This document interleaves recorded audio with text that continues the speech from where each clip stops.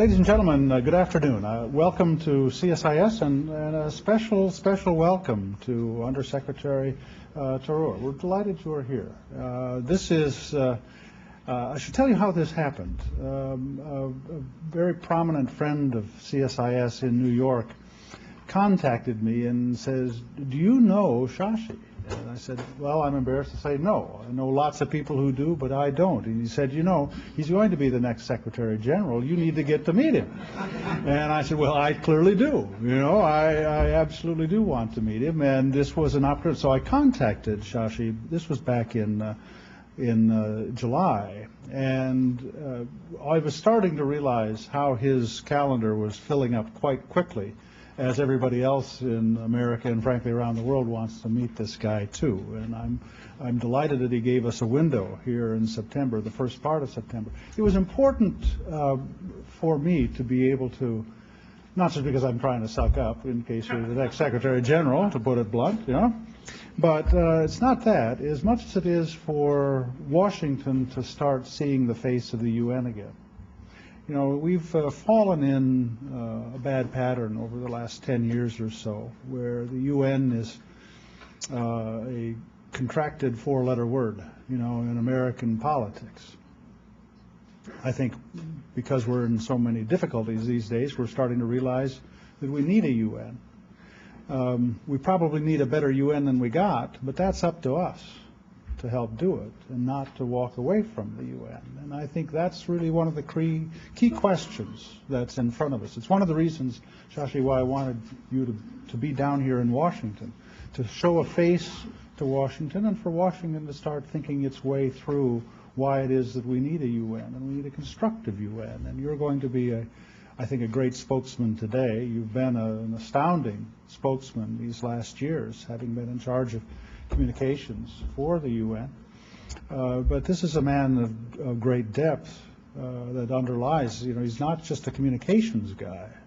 This is a guy who was in charge of some very difficult post-conflict reconstruction environments and did exceptionally well. He's had deep experience throughout the range of the UN environment and experience. He's got the kind of depth that we know the UN will need if he is going to be selected to be the Secretary General. I asked him, how the heck do we really pick it? It sounds like this is the only process that's more mysterious than picking a pope, you know, except there's no white smoke or black smoke. I think just fireworks when it's all over. So, Shashi, we're delighted that you're here. We do need to have this starting dialogue. I hope it may be a much deeper and richer dialogue over time.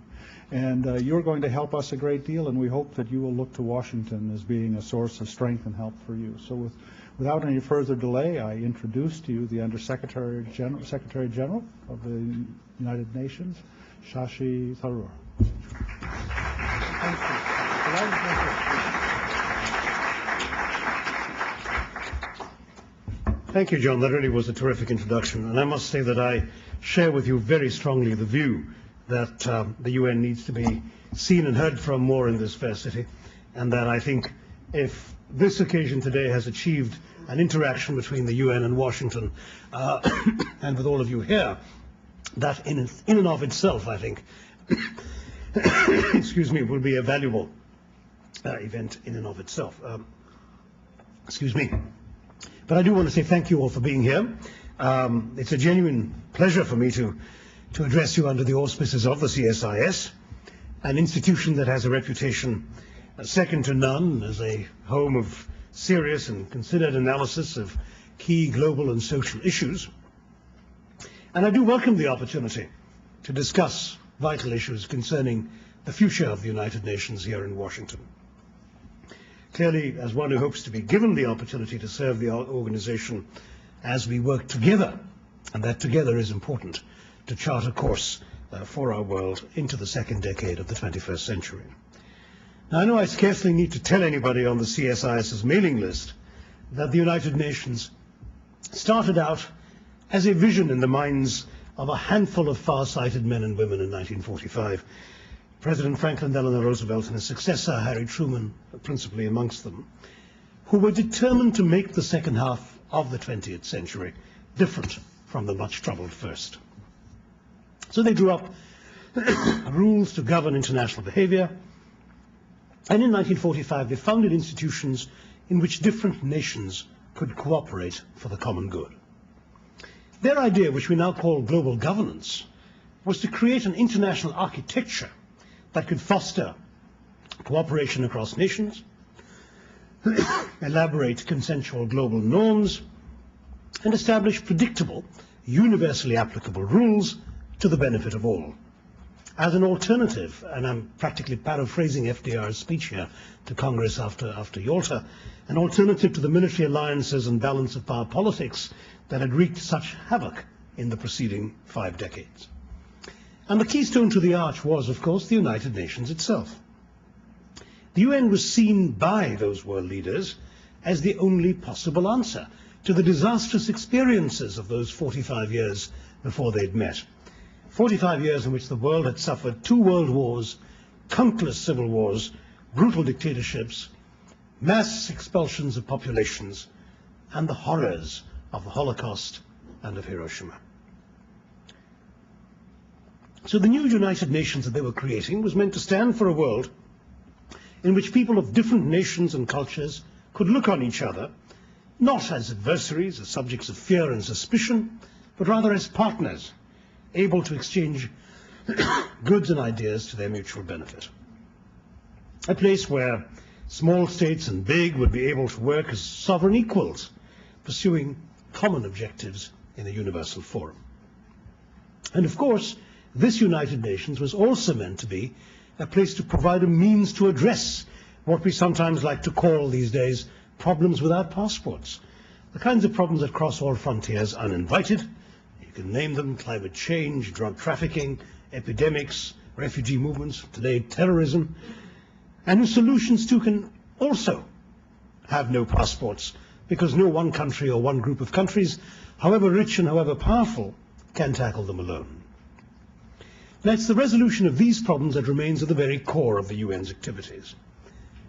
And standing here in Washington, I think it's fair to say that even those countries that once felt insulated from external dangers by wealth or strength or distance now realize that the safety of people everywhere depends not only on their local security forces, but on guarding against threats from elsewhere, guarding against terror, warding off the global spread of pollution, of disease, of illegal drugs, and of weapons of mass destruction, and promoting human rights, democracy, and development. Jobs anywhere depend not only on local firms and factories, but on faraway markets for the goods they buy and produce, on licenses and access from foreign governments, on an international environment that allows for the free movement of goods and persons, and on international institutions that ensure stability.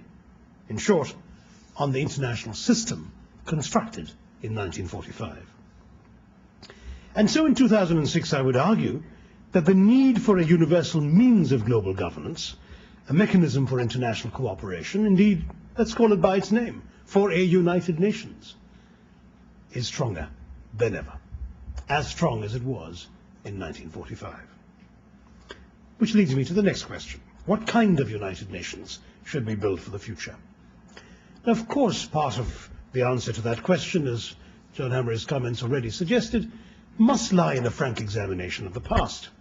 And I think we have to admit right off that the UN has never been and will never be a perfect body. It has acted unwisely at times, it has failed to act at others, and we can each find examples in this room, I'm sure, of the UN setbacks and failures. But the United Nations at its best and its worst is a mirror of the world. It reflects not just our divisions and disagreements, but also our hopes and convictions. As our great Second Secretary General Dag Hammarskjöld put it, the United Nations was not created to take mankind to heaven, but rather to save humanity from hell. And that it has. We must not forget that the United Nations has accomplished a great deal in the last 60 years. Most important of all, perhaps, in this capital, one can argue that it helped prevent the Cold War from turning hot. First, by providing a roof under which the two superpower adversaries could meet and engage with each other and with the rest of the world, and second, by mounting peacekeeping operations that ensured that local and regional conflicts were contained and did not ignite a superpower clash that could have sparked off a global conflagration. Today, while the Security Council grapples with Lebanon, the Palestinian situation, Iran, North Korea, the UN clearly remains at the heart of the challenges of world disorder and must respond effectively to them. Over the years, more than 170 UN-assisted peace settlements have ended regional conflicts. Over 300 international treaties have been negotiated at the UN, creating an international framework that has reduced the prospect for conflict among sovereign states. In fact, it's a little appreciated fact that right now today in the world, there is no single war going on between two sovereign states, not one. And that is an unusual fact in the history of the modern world. The UN has built global norms that are universally accepted in areas as diverse as decolonization and disarmament, development and democratization. And the UN remains second to none in its unquestioned leadership, experience and authority in coordinating humanitarian action, from tsunamis to human waves of refugees. When the blue flag flies over a disaster zone, all know that humanity is taking responsibility, not any one government, and that when the UN succeeds, the whole world wins. Our newly refurbished and replenished revolving fund for emergency response to humanitarian disasters both reflects and strengthens our ability to make a difference. And these are achievements we can build on. But since the best crystal ball is sometimes the rearview mirror, I hope you will allow me a personal look into the past as well.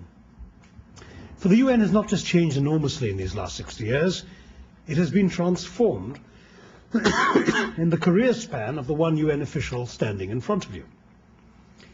If I'd even suggested to my seniors when I joined the organization 28 years ago that the UN would one day observe and even run elections in sovereign states, that the UN would conduct intrusive inspections for weapons of mass destruction, that it would impose comprehensive sanctions on the entire import-export trade of a medium-sized member state, that it would create a counter-terrorism committee to monitor national actions against terrorists, that it would send human rights monitors into a monarchy to see how the king was treating his own people, or it would set up international criminal tribunals and coerce governments into handing over their citizens to be tried by foreigners under international law. Well, I'm sure if I'd said any of these things to my seniors, they would have told me that I simply did not understand what the United Nations was all about.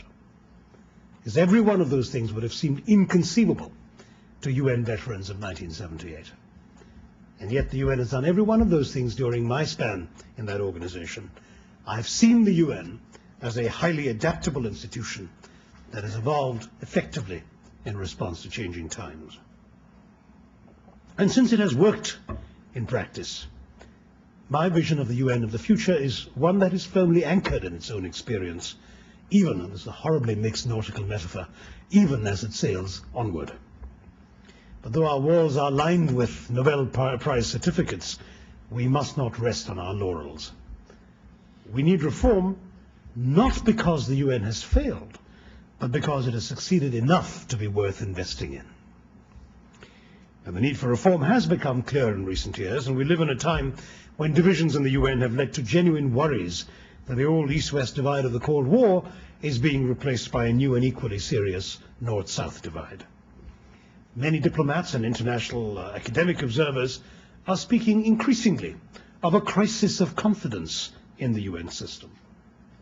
But you know, we speak a lot of languages at the UN. Indeed, I am the Secretariat's coordinator for multilingualism. And my Chinese friends tell me that in their language, the Chinese character for crisis is made up of two other characters, the character for danger and the character for opportunity. Today we must see the danger and we must seize the opportunity. A series of far-reaching proposals was made by the current Secretary General, and at the World Summit last year, the largest single gathering of heads of state and government in human history at any one time on our planet, agreed on a plan to reshape the international architecture for the 21st century. We have to build on that level of political agreement and take our organization forward in the common interest. And that is where the new Secretary General comes in. You know, 53 years ago, the first outgoing Secretary-General, Trygve Lie, described the post that he was handing over to Dag Hammarskjöld as the most impossible job in the world. A function described in the Charter as the Chief Administrative Officer of the organization, yet one with major unspecified political responsibilities and communications challenges. Today, the Secretary-General commands great diplomatic legitimacy and even greater media visibility, but less political power than the language of the UN Charter suggests.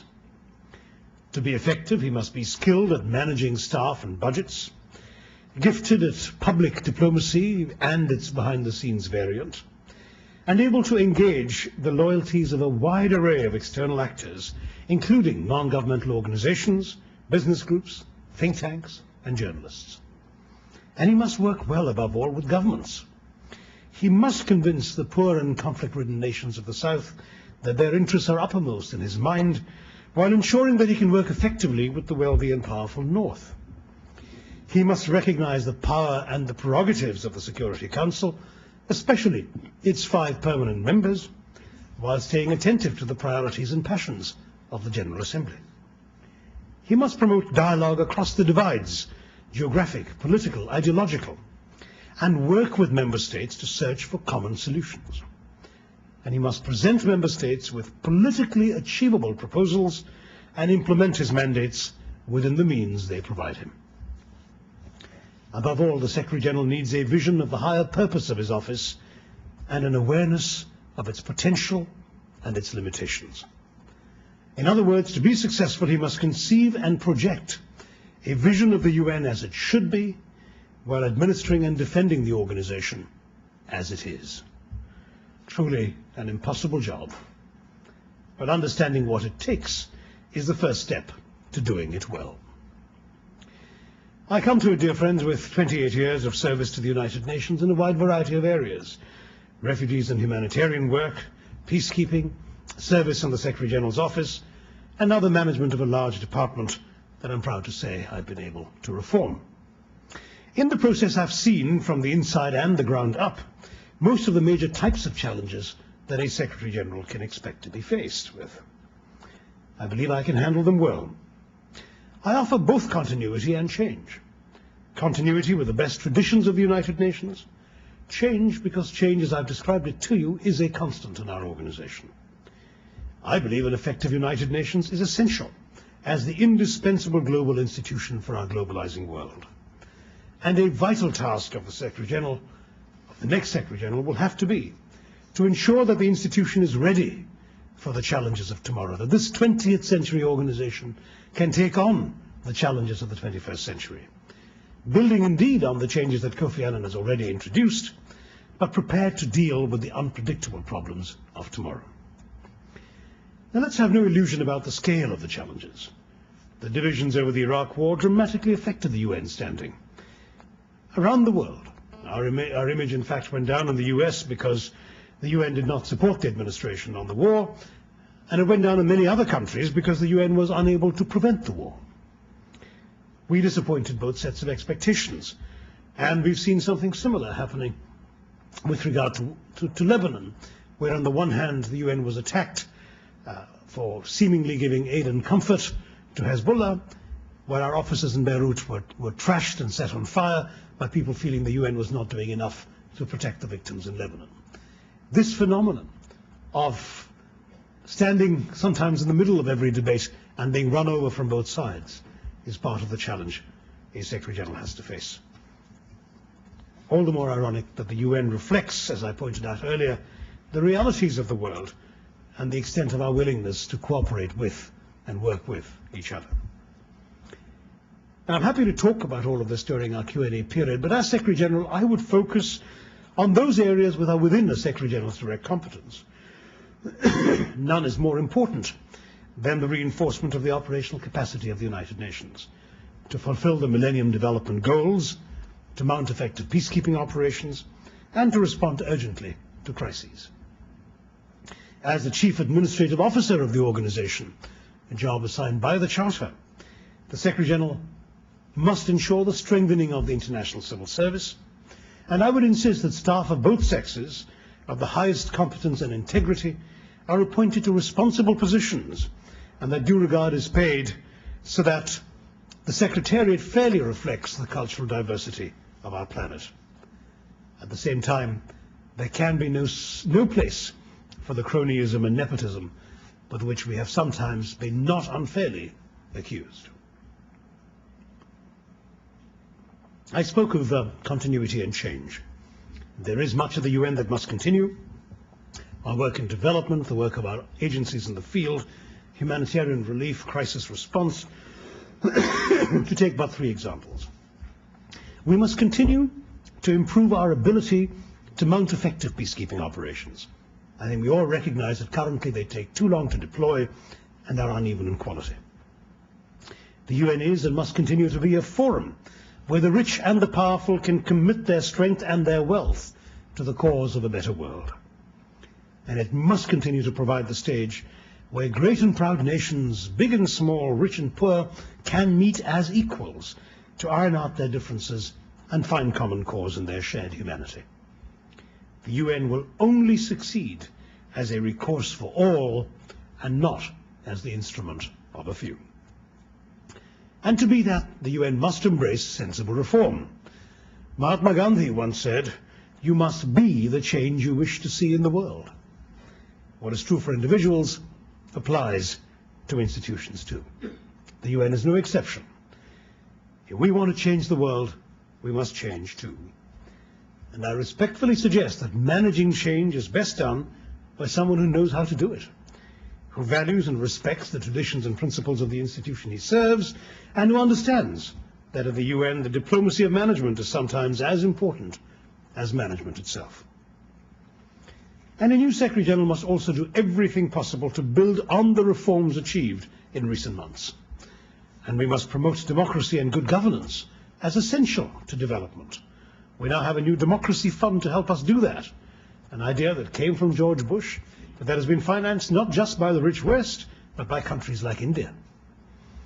The UN must stand up for human rights everywhere, ensuring that the new Human Rights Council fulfills its responsibilities more effectively than the over-politicized Human Rights Commission that it replaced.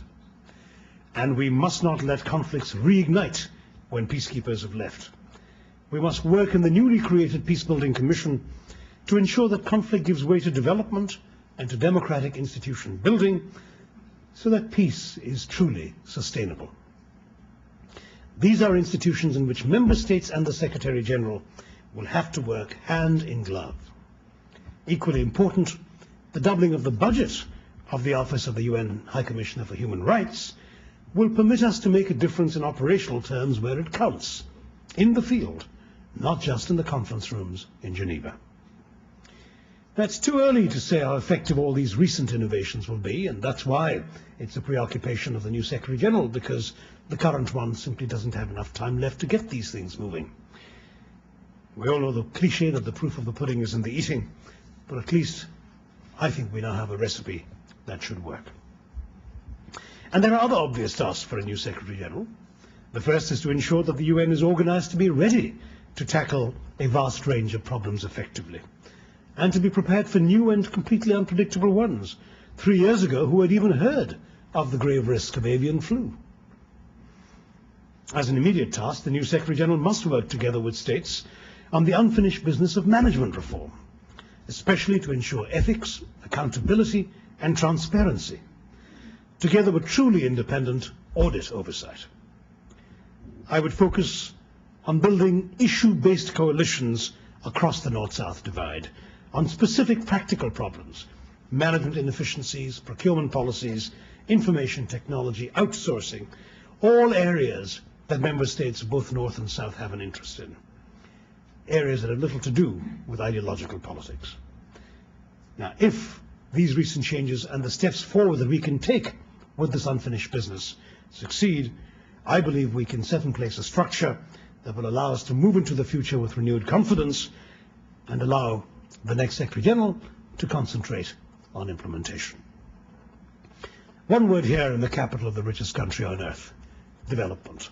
Development must be a major priority for the United Nations.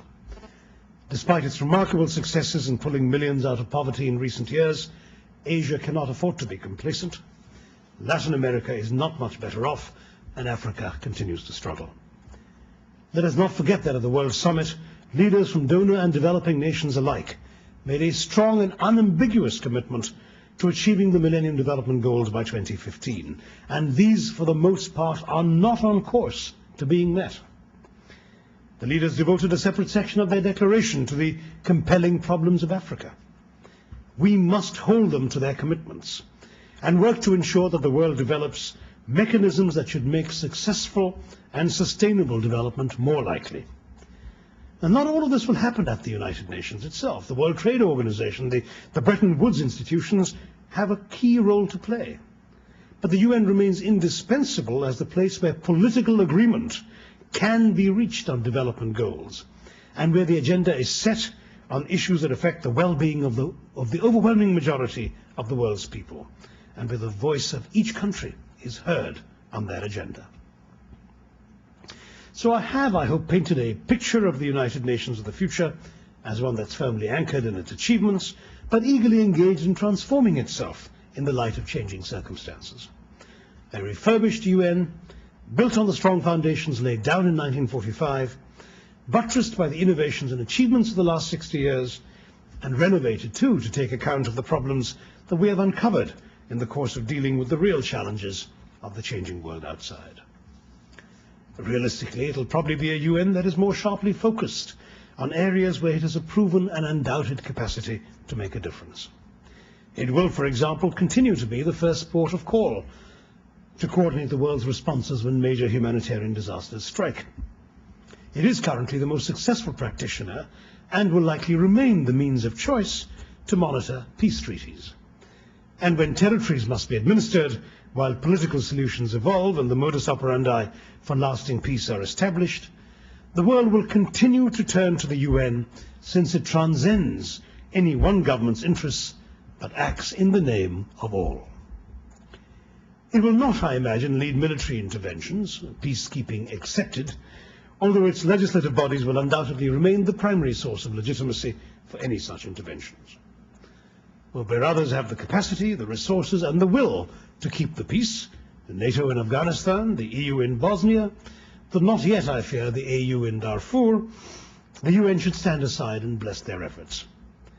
And where the task, enforcing peace in Iraq, for instance, is clearly beyond us, we should offer political counsel and humanitarian assistance, but let wars be fought by warriors, not by peacekeepers.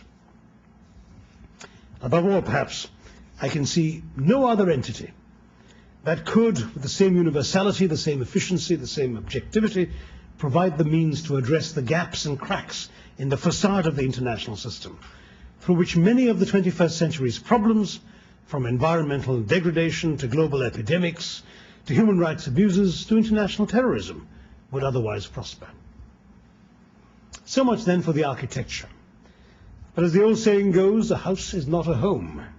Something more, something extremely important, although not quite so tangible, is needed before we can be happy that our organization is all it can be in the 21st century. At this time of turbulence and transformation, it's a very simple thing.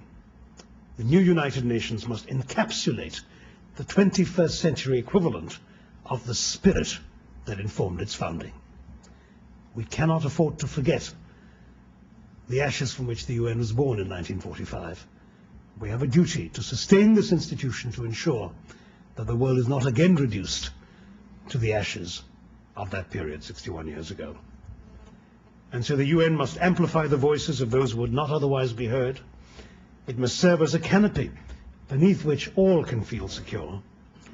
And the UN of the future must never forget that it is both a result and a source of hopes for a better world, hopes that all human beings share. Now, to achieve this, those of us who work for the new UN must know when to speak up and when to listen.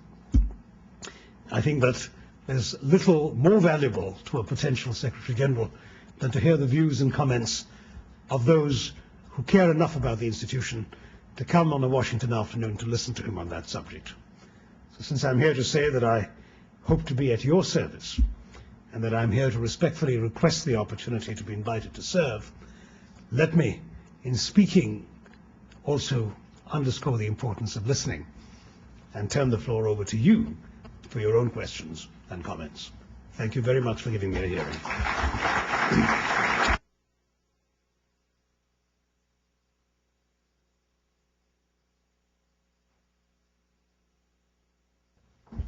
Thank you so much, Shashi Tharoor, for an inspiring as well as practical vision for what the UN might be and what you would like to do with it.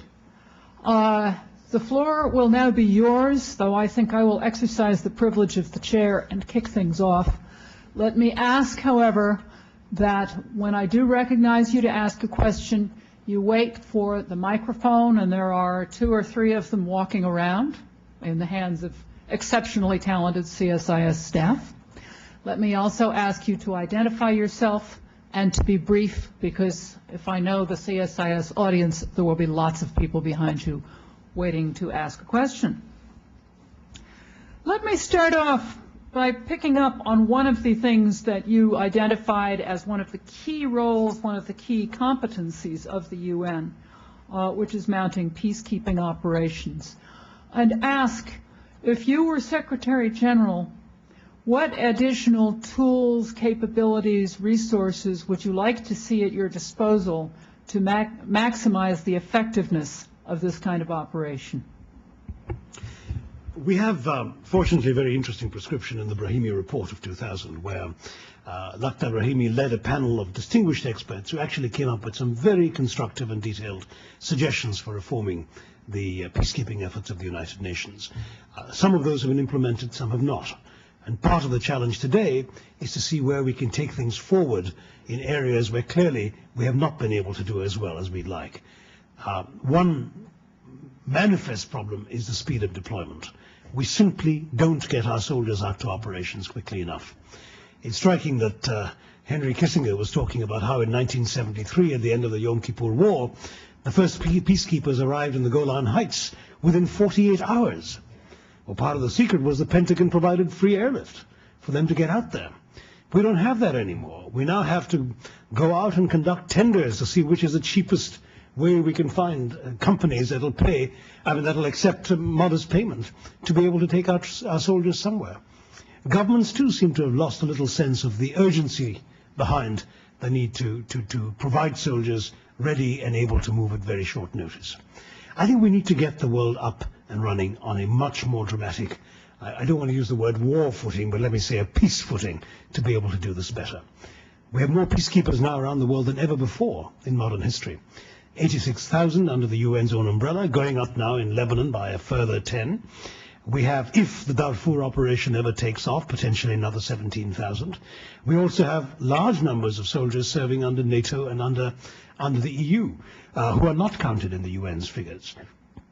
It's time we began, as an international community, to organize ourselves to mount, deploy, and command peacekeeping operations with the sort of effectiveness and professionalism that the world has always brought to the conduct of war. I think we really have to run peace as effectively as governments have run war in the past.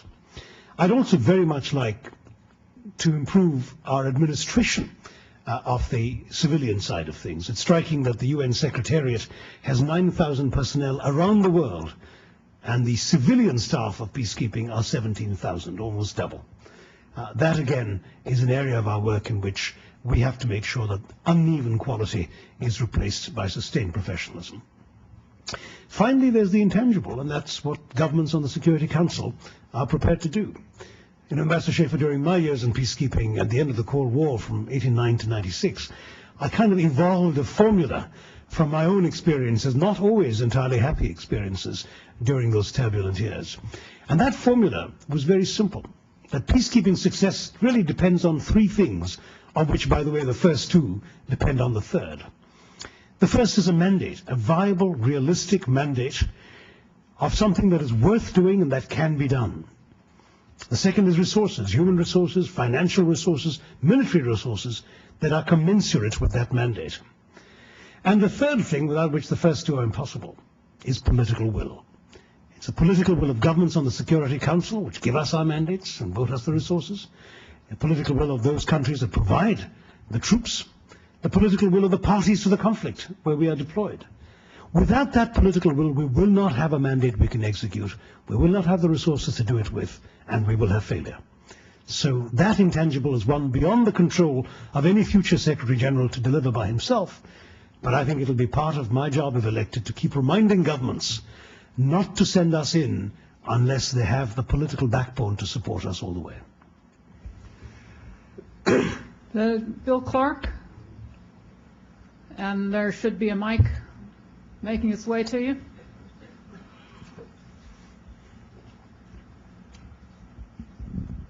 Thank you. Undersecretary, let me ask a follow-on question to that, really.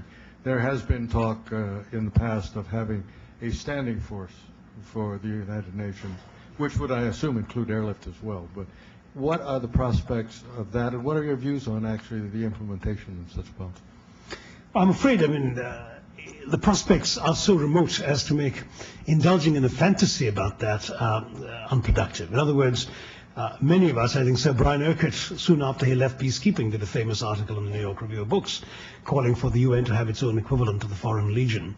And one can understand the attractions of that. Rapid deployment, troops available at short notice, not hamstrung by political debates in parliaments about whether troops should be provided, and all of that. But the fact is that I'm not sure that there is enough traction in the international community to provide the United Nations with that sort of capacity. Certainly I don't believe in Washington we're going to get much support for the idea of a standing UN force. And I think, apart from what one might call the ideological objections to giving the UN that sort of capacity, let me say that there are some important practical considerations as well. If the UN had its own army, it would have to pay for it, maintain it, house it, train it, handle entire systems of promotion and discipline which right now are run by national armies. And at what point would it be capped? If we had a UN force of 5,000 or 10,000, they would have been long since deployed. We wouldn't have needed them when the next crisis came along. But we can't realistically ever imagine the kinds of resources it would take to have a UN standing force of 86,000, the number of troops we have in the field today. So for those reasons, I just think that idea will not work. What would work better would be if governments as member states of the United Nations were prepared to put their soldiers on a state of readiness, of stand-by rather than standing capacity, so that they could deploy, be made available much more quickly, and could deploy at a moment's notice. Yes, the gentleman right here in the second row.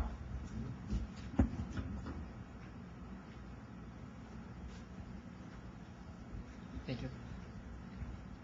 My name is Nikolai Zimin, Russian weekly magazine Itogi. Maybe my question is very undiplomatic, but it's the first question which comes to my mind. Mr. Tharoor, how do you consider your own chances to become next UN Secretary? I mean only one, small thing. Can you imagine the situation in which China will support the candidate for so important a visible post as a Secretary General for the person from India? Thank you. Thank you. No, I think you should ask undiplomatic questions. Let me encourage others to follow his example. No, first of all, as far as my chances are concerned, I doubt you've ever come across a candidate who didn't believe his chances were good. So I can assure you that I'm no exception to that rule. I believe I have a decent chance, and I've had a straw poll behind us that took place in July, which was shortly after I'd entered and before I'd had much of a chance to campaign, as it were, in which I came a close second to the front runner, the Foreign Minister of the Republic of Korea. So I'm reasonably pleased with that result, and I've been going on from there. On the second question, I can assure you that, of course, I'm conscious of the fact that not only do you need a convincing majority in the Security Council, you need to avoid a veto from one of 5 countries that possess a veto. And I can assure you that, as far as I'm concerned, I have every reason to believe that there is no reason for me to think that I should not be a candidate because a particular country that you've mentioned would not be happy with that. I think that these are consultations that need to take place before candidates put themselves forward, and on that basis I'm quite, shall I say, comfortable with the idea that the countries that will be pronouncing on my future know what I have to offer them. Over here, blue and white shirt. My name is Dana Rob R. Daniels. My question is, looking forward, maybe for the next 20 years, the United Nations, by its charter, of course, is focused on nation states. And we talk a lot these days about failing states, etc. But so many of the forces that have emerged since the founding of the United Nations are not national in nature. They're commercial business forces, they're religious forces, ideological forces. Do you have a concept of how the United Nations, with its charter context, can better address, engage those other mighty forces that may be, in fact, as powerful as nation states going forward? Yes, in fact, that's a very good question, and it's absolutely pertinent to the challenges that any Secretary General would face at the beginning of the 21st century. Non-state actors in every domain, incidentally, even in the peace and security domain, where I talked about there being no war between states, but there's plenty keeping us busy in wars with irregulars and with non-state actors fighting states and other non-state actors. But apart from peace and security, there are the challenges you've mentioned and the opportunities that you've implicitly highlighted. Engagement with the business community is relatively new for the UN, but it took place and has begun effectively under the leadership of the current Secretary General Kofi Annan, with the creation of the so-called Global Compact, which gets private sector firms to sign on to principles that in fact have already been adopted by governments, principles of human rights, of labor standards, and of environmental protection, and now indeed of anti-corruption, which has been added to the list. Now that's one way of engaging with the private sector, but we can certainly do more with them. And that's certainly an initiative that I would like to continue and build on. We've come a long way from the days when the UN had a center on transnational corporations that was widely known as the Center Against Transnational Corporations.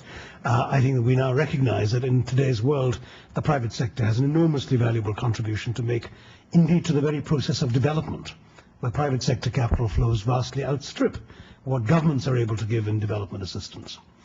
There's also, as you've correctly pointed out, non-governmental organizations, civil society institutions of various sorts. I'm proud that in my current function as head of the Department of Public Information, I've had to engage a great deal with these groups. And I found them refreshing, often committed, sometimes more idealistic than practical diplomats can afford to be, but extremely important to engage with because they represent, if you like, the unmediated public opinion of ordinary people around the world.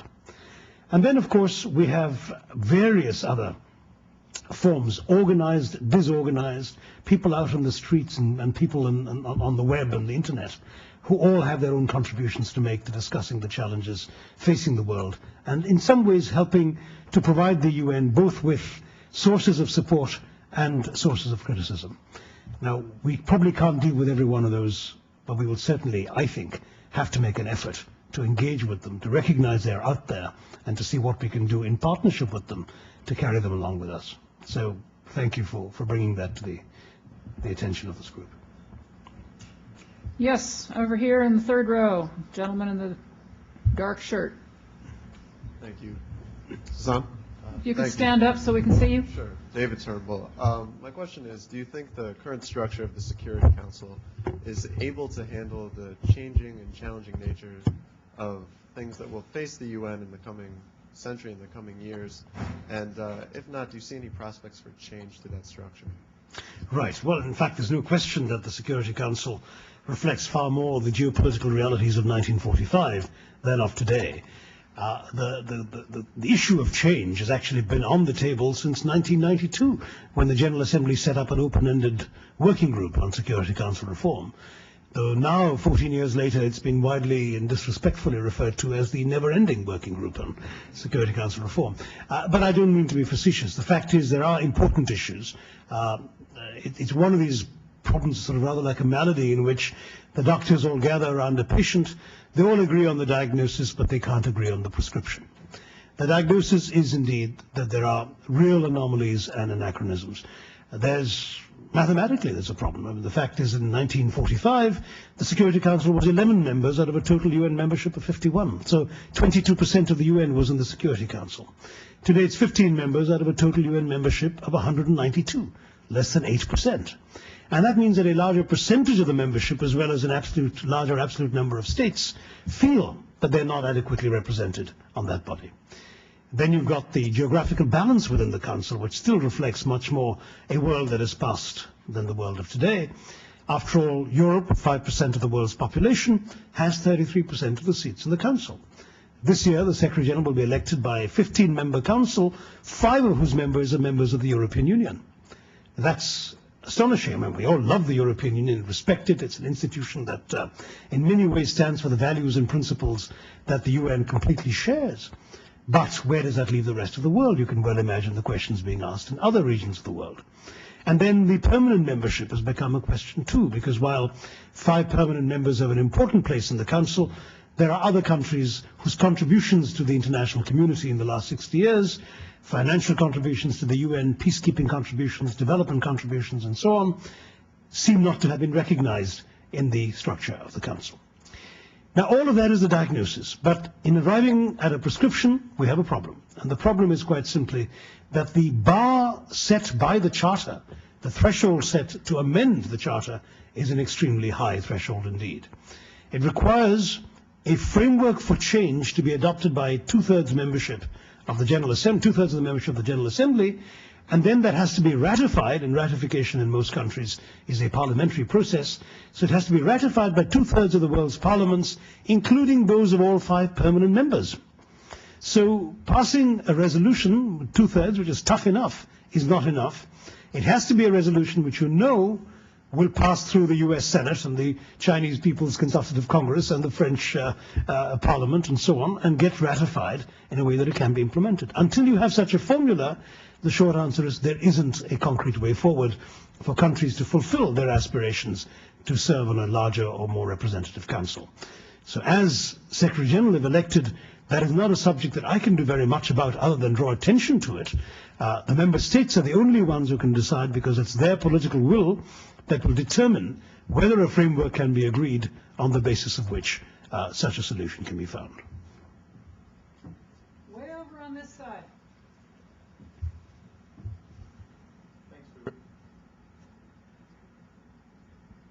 Thanks for your very candid remarks, Shashi. One of the main themes... Identify yourself and your affiliation, please. Yes, I'm Michael Hrstishin from the U.S. Agency for International Development. One of the main themes that you focused on today was peacekeeping operations, and I'd like to go back to a remark that you made earlier with regards to the importance of professionalism for the civilian staff in peacekeeping operations. Many of those individuals now are on Series 100 or 300 contracts. Typically, they're on with the operations for 6 months, and then they're renewed. I'd be interested in your thoughts about the professionalization of those people, whether there's a career track for them, whether they should be brought in as permanent staff members of the United Nations, and how you see their growth as a very important ingredient in the success for the UN in peacekeeping operations. Thank you. No, I agree entirely that this is exactly what needs to be done. We have created a sort of caste system where the people working in the so-called regular budget positions of the United Nations have security of tenure, predictability, various benefits, and people doing the tougher jobs out in the field in peacekeeping, for the most part, are people on the kinds of contracts you describe. And that simply is wrong. It simply should not be allowed to continue. We have to recognize that we are no longer an organization which people join because they want to run conferences or conduct important negotiations alone. Those are all important things we need to do, but we also have to recognize that being a UN official ought to involve an opportunity to make a difference out in the field and to bring your knowledge of headquarters to work in the field, and indeed in turn to bring your knowledge of work in the field to headquarters. We don't have that yet, and I think there are immediate steps that can and should be taken to creating both a larger cadre of personnel who will be able to translate their peacekeeping experience into further service in that area, but also to create conditions of service which will permit much more permeability between those in the regular budget type positions and the ones in peacekeeping. I think a lot of our functions at headquarters are functions that need to be replicated in the field. We need legal officers in the field just as much as we need them in New York. We need administrators in the field as much as we need them in New York. There is no reason whatsoever to have 2 different kinds of categories of people. We should have one set of people who are able to do the good job, and most countries, foreign services certainly run that way. There's no reason why we at the UN shouldn't. Well, there is a reason, and a part of that reason is the entrenched structural issues which have led to the situation we're in today, as well as the costs that would be involved in transforming it. But those would be one-time costs, and I'd like to work with the governments to ensure that we can do this in a way that doesn't come as too much of a sort of sticker shock problem for member states, but they can transform the UN over a period of years, but not too many years, say over a period of 4 or 5 years, into a truly mobile, efficient, and integrated civil service. Yes, there's a lady in black at the back of the room on this side. Hi, Laura Stein with Internews. I wanted to ask about your current department, the Department of Public Information, as communication is a critical tool for building public support and political will. If you can talk about reforms that you've overseen in that department and what else you think needs to change to improve broad communication with the public. Thanks very much.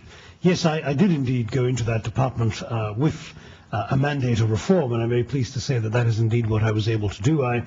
I started off, in fact, I walked in by asking, what is the mandate of this department? And I was handed 38 pages of extracts of General Assembly resolutions.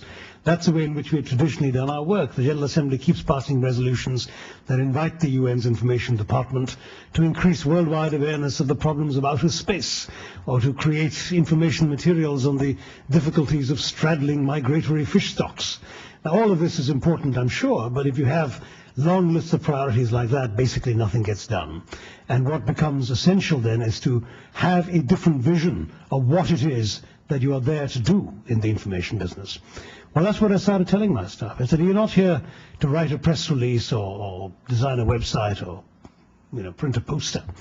You're here in the knowledge that without your work, the substantive purposes of the United Nations would not succeed. In other words, the peacekeepers, for example, would not be able to succeed if without the information work you're doing, countries didn't understand what the peacekeepers were trying to accomplish. The populations amongst whom they were deployed didn't know what they were doing. The troop contributors had no incentive to continue supplying the troops. Countries in the Council didn't want to continue voting for them to continue, and so on. So the reorientation became what I suppose in management jargon we'd call a client orientation in our department. We basically turned to the substantive parts of the UN and said, you're our clients, you're the Department for Disarmament, or you're the Department for Humanitarian Affairs. Tell us what are the big issues you want us to be able to project for you. And that was the major transformation that I started off with. I also came up with a new operating concept for the department, a new operating model, hived off bits of the department I felt we could do without, including the much-prized cartographic unit, which I thought really belonged in the peacekeeping department and not in public information, and proceeded to close some offices in the field, something which I suppose I'm pleased to say almost nobody else I know of in the UN has successfully done, but I'm not entirely pleased to say it because I still bear the scars. Countries are usually in favor of reform in theory, but very rarely in their own backyards. And it was not easy going to be able to consolidate our presences, for example, in Western Europe into one regional center and close some offices in the interests of efficiency in a budget-tight environment. Further, I tried to bring in a culture of evaluation that we didn't have in the Secretariat before, where each of my managers was trained in producing something called an annual performance impact review. Every year, they have to evaluate the impact of the products and services for which they're responsible, and they don't just do this as a paper exercise, they actually have to present and defend this in front of the other managers in the department. And all this was a way of trying to move the department forward into an atmosphere of efficient, purposeful action, so we could actually get results for the objectives that we were set. I think that reform is always an unfinished business. There's always more to be done. But I think in these few years, I have been able to get the department into better shape than it was before, and I discovered how much can be done, even despite the limits and constraints of the General Assembly's rules and practices. The gentleman here in the bright blue necktie. Thank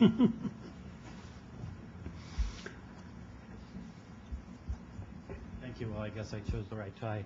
Howard LaFranchi with the Christian Science Monitor. We have two high-profile situations right now where countries are snubbing Security Council mandates. Of course, Iran refusing to cease enrichment of uranium, and then Sudan, which is not accepting, at least for now, peacekeeping force. I'm wondering if you see this kind of defiance of the UN increasing, why that might be, and what, as Secretary General, you might be able to do in that kind of situation. Thank you. And I might say that though I've never met Mr. Howard LaFranchi, I've enjoyed your pieces for quite a while now. Your byline frequently features in the UN's press clipping service, so you have a readership in our building. On the two issues you raise, I think these are both serious ones, and they do demonstrate some of the limitations of how much any international organization can impact upon the decisions of sovereign states. In the case of Iran, as you know, the Security Council unanimously resolved that Iran had to stop doing certain things by a certain date. Iran has apparently not yet done so, and therefore there is a question now of how the Security Council will react. Now, this is a matter for governments, not for the Secretary General, but the governments are busy consulting each other. I know there are meetings taking place even today in Europe as we speak, and that the process of consultation is bound to lead to some decisions which will be aiming at promoting compliance from Iran with the demands of the international community. Is that defiance, or is that a normal process of member states bargaining with each other? That becomes almost a definitional issue. But I wouldn't speak of it as if there is some sort of repudiation by Iran of the entire United Nations, because Iran works within the United Nations on a whole host of other issues day after day. And it's not been that long, a couple of days, since Secretary General Kofi Annan was received by President Ahmadinejad in Tehran to discuss the problems in Lebanon. So Iran remains, as a member state, a key partner of the United Nations, and I would try not to lose sight of that, even if on this particular issue it is not indeed in compliance with what the Council has demanded. On the subject of Sudan and Darfur, there is no question that both in theory and in practice, the right of a sovereign state to refuse to receive foreign troops is something we would all have to recognize and live with. I say in theory, and that of course comes from the Charter, the prerogatives of states, but also in practice, because what's the alternative? If a state of any size says to you, I'm sorry, I'm not going to allow your troops to come in, the only way you can go in is essentially by going to war with that state. And at this stage, I'm unaware of a single member state of the United Nations that is prepared to or is contemplating going to war with Sudan to get its troops in to keep a peace that it will then have violated. So the bottom line is both a theoretical one and a practical one. You do have to decide, indeed, what exactly is permissible on the part of states in the ways in which they treat their own people. We have just less than a year ago seen the world leaders adopting the responsibility to protect as a norm. And clearly when citizens of a country are not being protected, there is a duty on the part of the international community to draw attention to it. But there is no realistic, practical, or legally justifiable way for the international community to push troops into a country against the wishes of that sovereign country's rulers. Gentlemen, most of the way back. Yes, you, sir. Ethan Madhav with USAID. My question is, as you yourself said, there are currently no conflagrations between two sovereign powers. How then would the UN change itself to deal with non-state actors such as Hezbollah and other issues that may come up in the future? Thank you.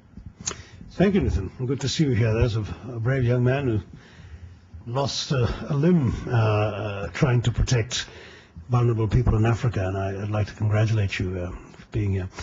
I just want to say that as far as actors like Hezbollah are concerned, we have had to deal with them in practice in a number of situations. I mean, we've been deployed in southern Lebanon for years.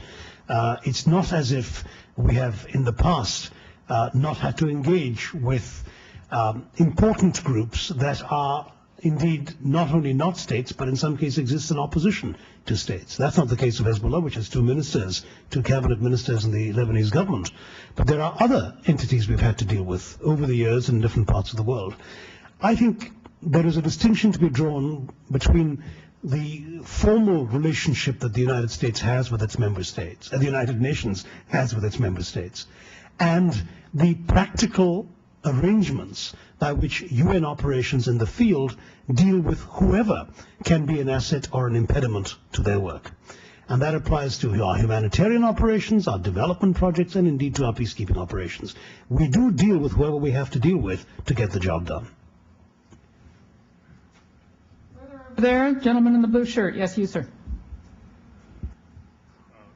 Hello, Dr. Tharoor. My name is Tony Fleming, editor of UNSG.org.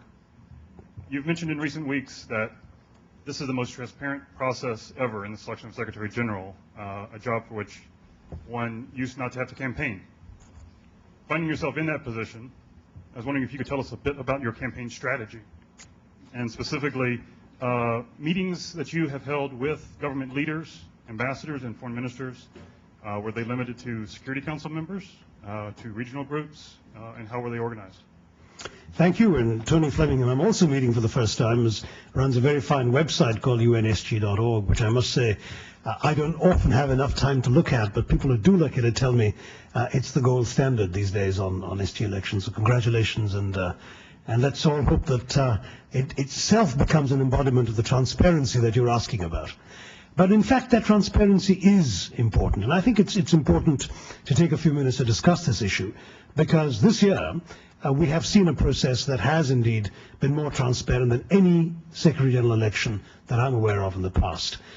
It's striking, when the year began, in fact, people in New York began to comment that the World Economic Forum in Davos had had a panel with the then three declared candidates and two putative candidates, in which they were able to lay out their visions for the organization and take questions from an audience largely comprising of businessmen, when that practice was not even followed by the United Nations in New York. And ambassadors started saying, well, why shouldn't we? And why is it that the Security Council meets behind closed doors and discusses whatever names that have come to them by some mysterious process, and suddenly out of nowhere emerges this rabbit out of a hat who's going to run the Secretariat for the next few years? I mean, why should it be that way? And that questioning led to some real restiveness on the part of the membership as a whole. There was a very interesting Canadian paper which laid out very clearly, I think, some of the areas of discontent that some member states had felt with their being excluded from an important process in the selection of a Secretary General. And there was even a serious discussion of a draft resolution that would have required the Security Council to send more than one name to the General Assembly, because the Charter says the Secretary General is appointed by the General Assembly on the recommendation of the Security Council. But in these 7 Secretary General elections so far, only the recommendation of the Security Council has mattered. Footnote, renewal of Trinidad, different, but we can talk about that separately with the historians in the room. But otherwise, only the recommendation of the Security Council has mattered. And that recommendation, of course, has always been a one name. The Council has been doing that on the basis of a General Assembly resolution that asked the Council to do that. So some governments had said, well, why can't the General Assembly take away what it has given by passing a new resolution asking for more than one name? Now, all of this restiveness clearly had an impact on the process. And the Security Council responded to this by saying, hold it, don't break all the China. We can actually respond to the need for transparency by being more open about what we're doing. There was the decision by the presidency in June, the Danish presidency, to meet with the presidency of the General Assembly and write to all member states saying, we will discuss in July names of candidates for the Secretary Generalship that will be submitted to us by member states. So suddenly, member states woke up and said, okay, there is a process. We nominate people. Let's do that. And 4 member states did so immediately. Then there was the so-called straw poll. We as candidates were formally encouraged by the Security Council to present ourselves to member states in regional groups. I actually got a call from the July presidency of the Security Council saying, we know the straw poll comes a bit soon for you since you've just announced, but in any case we are encouraging candidates to go off and meet with member states. Why don't you do that?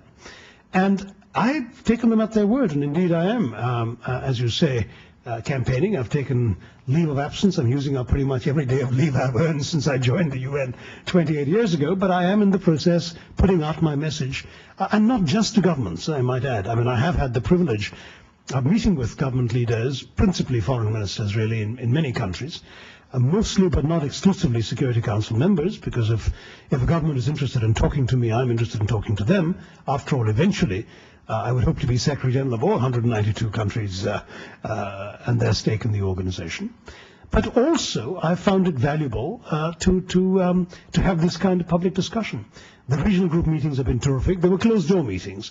But that was, in each case, I can only speak of my own experience, about 2 to 2.5 hours of genuine give and take with ambassadors, starting off with something like a 20-minute statement by me, and then real exchange of questions, even tougher and more undiplomatic, sir, than the one you mentioned you were asking, which actually meant that even if nothing else comes out of this, and certainly only one of us, and maybe not even one amongst us, can triumph in this process, the process will have at least prompted a serious degree of reflection on the part of members of the organization about its nature, its purpose, its future direction, that can only be healthy, whatever becomes the outcome.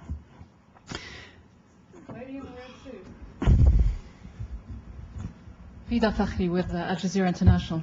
Mr. Tharoor, as you well know, over the last few years, one of the main concerns expressed by member states of the United Nations, member states from the South, those who make up the bulk of the membership of the General Assembly, is that their voices are increasingly ignored or marginalized, and that this has happened to the advantage of member states in the Security Council, particularly those from the North, permanent members of the Security Council. What would you do as Secretary General to better reflect the views of the developing world, given the increasing influence of the US and other permanent members of the Council on the political decision-making at the UN? On a personal note as well, could you give us an idea of what you think is the one quality that would make you a better Secretary General than the other candidates vying for the post? Thank you, Gita. Well, Gita is an old friend, so she can get away with a question like that. One quality. What's the one quality that makes you a better journalist than anybody else, Gita? Let me say very seriously that the question you raise is a serious one, because I have been alarmed to see the old, East-West divide now seemingly giving way to a North-South divide in the organization. A divide that has been growing in the last couple of years, and that seemed to crystallize around the question of management reform this year. And it does go down, quite rightly, as you implied in your question, to a question of, shall we say, turf within the organization, of power, the balance of power within the organization. A perception that the UN had rested for a long time on a powerful Security Council, powerful in the peace and security area, and a powerful General Assembly, powerful in the norm-setting area and in the finance and budget of the organization. And that the tilting of this power balance has been in favor of the countries on the Security Council, in particular, therefore, the permanent members, at the expense of the larger membership. This diagnosis, whether it's accurate or not, is very much part of the perception of many countries of the G77. But very clearly, this has to be taken into account by a new Secretary General. I think for that reason it's important that a new Secretary General be from a country of the G77, a country, in my own case, which has had a voice in that body, and therefore will be able to bring a certain perspective of both sympathy and belonging to the process of discussion within the organization. But equally, I think one will have to address some of the specific issues that have resulted in that sort of concern. Let me give you one example.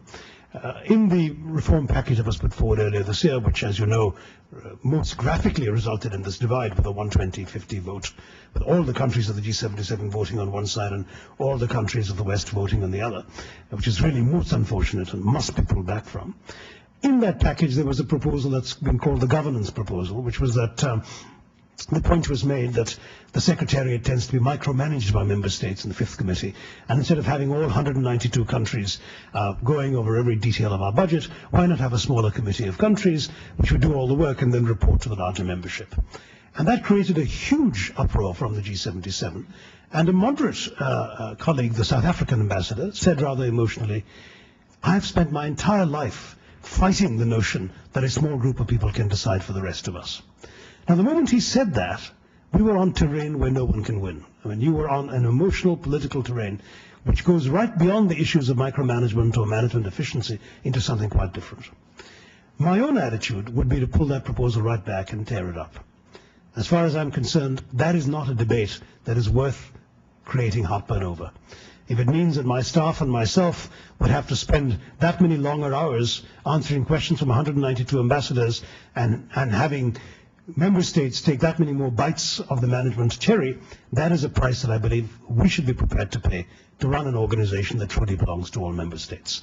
Because the ultimate objective is not just in that particular instance efficiency, but a sense of belonging, the sense that every country, however small, feels it has a stake in the organization. And I'd be prepared to pay that price.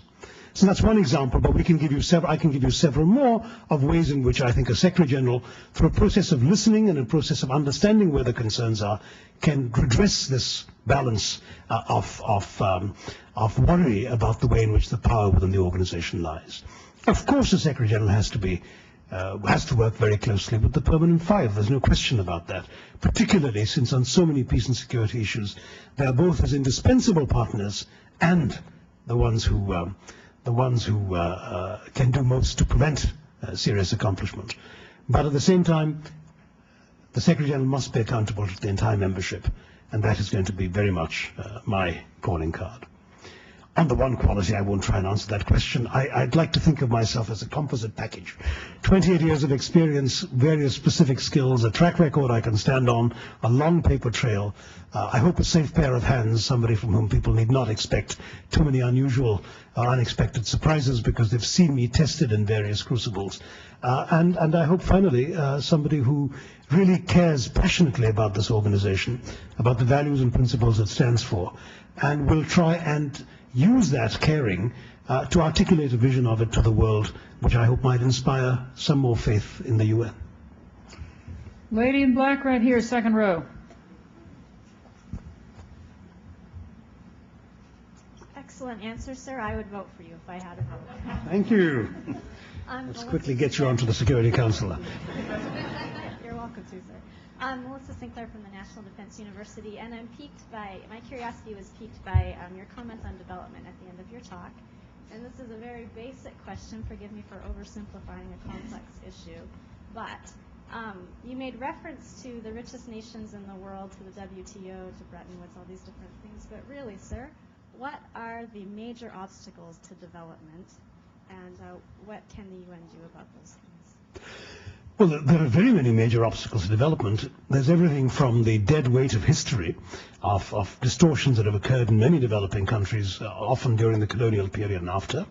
There's the fault, if we can use that word, of developing country governance itself, when in many cases the practices of governance have not kept up with the needs of people. Corruption has been in many cases endemic and has been a problem. There have been some basic problems arising from resource scarcity. When you just don't have enough to be able to invest to bring about change, change is slow to follow. All of these elements and more have to be taken into account. As you know, development economists have argued for years over what the right mix is and the right formula is, and I don't think any Secretary General is going to consider himself to be the repository of all the received wisdom about how to move forward. National governments must take ownership of their own national development strategies, and the UN must be prepared to offer them good examples of best practices that have worked, but leave it to them to bring about their own results and to merit, therefore, more assistance to improve the results they brought about. I've gone into a little more detail on this in a response to a questionnaire that an NGO coalition sent out to the candidates. It's up on their website at unstSelection.org, and it's up on my website as well at shashitharoor.com. There are no magic bullets in development, but I think it is really a shame that after all these years, with the technology, the resources, the ideas that are around in the world, that still so many people go to bed hungry, that so many people try to make do on less than $1 a day. It doesn't need to be that way. White shirt, towards the back. I am Josh Silva from Council for Community of Democracies. I just want to thank you for taking my question. And I touched a little bit on democratization and UN promotion of it. And I was wondering if you could tell me a little about what you think the role in the future would be for the Democracy Caucus. Thanks. Democracy Caucus, you said? Oh, I see. No, I thought you were going to ask about the Democracy Fund, which is within the Secretary General's capacity to strengthen, to lead, to push, and I will do all of that. The Democracy Caucus idea is a different one, and that's a political idea to try and get a few countries together as democracies to sort of serve as a kind of lobbying group within the UN and in international affairs. And I must say that while there are some advantages to such an idea, there are some obvious disadvantages as well. One of which is that it's in the nature of democracies not always to agree with each other, so that whether the Democracy Caucus as a caucus will necessarily see all issues the same way remains to be seen. And whether they'll work together to pursue common issues also remains to be seen. The second is most democracies also have other allegiances, and that those other allegiances sometimes will dictate the positions they take. The members of the EU are all democracies, but as a caucus, they do tend very often to concert their positions as the EU and have one person speak on behalf of the EU. Are they going to suddenly give that up to do this as part of a democracy caucus? I'm not so sure. There are democracies like India which attach a lot of importance to their role in the non-aligned movement or in the G77. Would they allow loyalty to a democracy caucus to trump the positions they've taken in these movements? I'm not so sure. So for all of those reasons, these are interesting ideas that member states should pursue. There are always various ways in which they can organize themselves. But to me, the work of democratization that really matters is democratization in the field, in countries around the world. There are many countries that really have become democracies and are struggling to strengthen their democracies, but that need resources, expertise, money, advice from an institution that is not tainted by being, shall we say, the agent of the foreign policy of any one country. And that's the great advantage the UN brings to the table when we do democratization. We can have, through the Democracy Fund, assistance given which may not even involve, for example, let's put it bluntly, a Western advisor landing on an African country to tell them how to do something. You might have, if somebody wants to set up an independent electoral commission in a new democracy, you might have very useful advice coming from India. You might turn to Sweden to tell you how to set up an ombudsman if you want to. These are the various ways in which the UN can pull together best practices from different parts of the world and encourage countries, therefore, to learn from and develop and strengthen their own democratic practices and aspirations. Yes, here in the third row. You've got a mic coming. And if you could identify yourself, please. I am Colonel Tim Cornett from the U.S. Army Peacekeeping and Stability Ops Institute. To give you some context to my question, I served at UNDPKO for 3 years as a planner. When were you there? From 2000 to 2004. My After question builds on some of your observations of the huge increase in peacekeeping, the number of forces deployed, the changing environment peacekeepers are in, but also brings about the question about reforming the staff or improving the actual staff at DPKO and the Secretariat. I know you're aware, but one of the challenges we have with managing peacekeeping missions that the UN has is there's a military division of, I think, 86 officers seconded, and those 86 are divided among 4 different services, and they rotate usually on a 3-year basis, so you have a 30% turnover rate. Do you think that is the kind of structure that can competently cope with the challenges of 18 or 19 missions and 100,000 peacekeepers deployed? That's a good question. I'm assuming that your answer is embedded in the question, Colonel. I think we need to look at all of that. In fact, there is no doubt as to why this is the case. It's because we can't take on serving military officers full-time on our staff, so they have to be seconded. And most militaries are reluctant to second their soldiers, particularly officers of a certain rank, beyond a certain period of time. It's often not in the interest of the officers, too, if they want promotion back in their national services. And that gives you some of the challenges we'd have to face in rethinking that. But point noted, and I will certainly give it some thought when I get back to deal with these issues. Let me add one more thought on peacekeeping, which I intended to when Teresita asked me that question. And that is quite simply that there is one other development since my time in peacekeeping, which is 10 years before yours, that I think needs to be reversed. And that is the fact that 90% of our peacekeepers in the field today are all from the South. When I was in peacekeeping, UN peacekeeping looked like the United Nations. I mean, we had Brits and French and Canadians and Irish and Scandinavians all serving under the blue flag. Today, they're not. And that, I think, is extremely worrying. And I think it's extremely important that if part of the problem is we haven't built up sufficient confidence in our command structures and in the way in which we run peacekeeping to give these countries a reason to come in under the blue flag, then we better get our act together and do that, because I think it's extremely important, as we're seeing with Lebanon now, that countries from all parts of the world serve in peacekeeping so that the United Nations-ness of peacekeeping is always preserved. We are running close to the end of our time, and I'm afraid we only have time for one more question, and I'm going to take this gentleman here in the second row. Mr. Tharoor, Parames Warren from Agence France Presse. Just a quick follow-up to the question on Iran. what is the threshold for diplomacy in resolving the Iranian question, which has, one, been around for a long time, and two, which is a very sensitive issue in relation to nuclear? I'm not quite sure what you mean by threshold. I mean, after all, as you said, diplomacy has gone on for a while yet on this area, and we've actually seen the sort of P5+1, that is, the Germans are being actively involved. We've seen the EU3 traveling to Tehran. We've seen a Security Council presidential statement and a Security Council resolution. And now the question is, how do we actually move in terms of what should be done to promote compliance with that resolution? That is a process that is actually underway. So in that sense, the threshold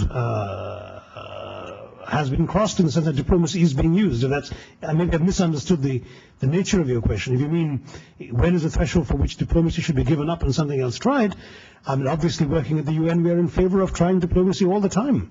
By and large, it tends to produce results. Well, let me ask you to join me in giving a big thank you to Mr. Shashi Tharoor.